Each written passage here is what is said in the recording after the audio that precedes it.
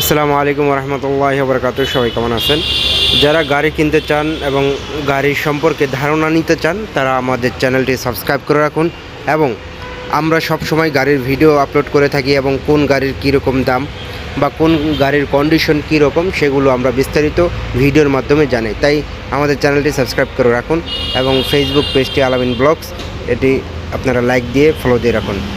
আজকে যে গাড়িটা দেখতেছেন এই গাড়িটা হলো 2004-এর মডেল এবং এক্স ফিল্ডার।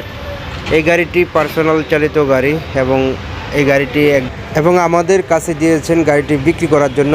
তাই আপনাদের কাছে আমি এই ভিডিওটি করে দেখালাম যে গাড়ির কি অবস্থা আছে এবং কি কন্ডিশন আছে।